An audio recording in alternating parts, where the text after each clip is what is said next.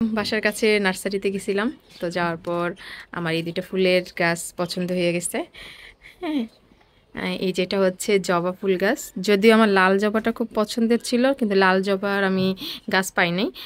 পাইছি বড়, যেটা বড় টবে লাগানো যাবে, মানে ছাদে রাখতে হবে। তো আমার মূলত উদ্দেশ্য ছিল আমি বারান্দায় রাখবো।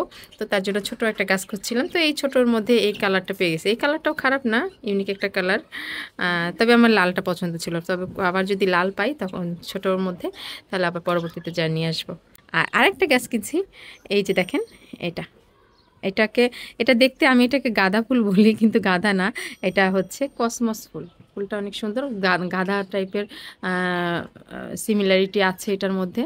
হুম, কিন্তু গাঁদাটা হচ্ছে একেবারে পাতাগুলো একবারে একসাথে জড়সড় করা। আর কসমস ফুলের বৈশিষ্ট্যটা হচ্ছে যে পাতাগুলো সিঙ্গুলার। হ্যাঁ, যেহেতু দুপুর টাইম নিয়ে আসছি, গাছের গোড়া দেখতেছি অনেক শুষ্ক, তো একটু পানি দিয়ে দিলে ভালো হয়। আর গাছটাকে আমি কালকে সেট আপ করবো, যখন মানে বড় বালতিতে আমি এটাকেই করবো, তখন সেটা আমি আপনাদেরকে দেখাবো পরবর্তীতে।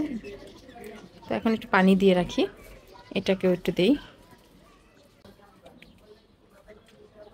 আর সেই সাথে আমার বারান্দায় কিন্তু ধনিয়া পাতা আছে, বিলেতি ধনিয়া পাতা। মাশাল্লাহ, এই ধনিয়া পাতা দিয়েই আমাদের প্রতিদিনের রান্নায় টুকটাক কাজ চলে, কেনা লাগে না। আমি প্রতিদিনই দেওয়ার চেষ্টা করি। আপনাদের যদি তাড়াহুড়া বা চাপ থাকে তাহলে আপনি একদিন হয়তো লেট করতে পারেন, কিন্তু এর থেকে বেশি লেট করেন না। এটা আসলে বোঝেনি তো, বাসি জিন মানে এটা তো পাখিরও স্বাস্থ্যের একটা ব্যাপার আছে।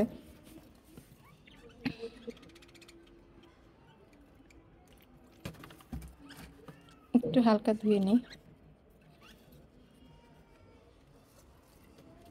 তা আপনারাও চাইলে আপনাদের বারান্দাটাকে এভাবে সাজিয়ে নিতে পারেন। মনের মতো ছোট এক জোড়া পাখি, বা মনের মতো কিছু ফুলের গাছ, অথবা কোনো সবজি গাছ, যে কোনো কিছু। এই তো ওকে ফ্রেশ পানিটা দিয়ে নিলাম, খাবার দিলাম। ডিম পারবে আমার বাজিগার পাখিটা, খুব তাড়াতাড়ি ডিম পারবে। ডিম পাড়ার জন্য হাঁড়িতে বসে থাকে।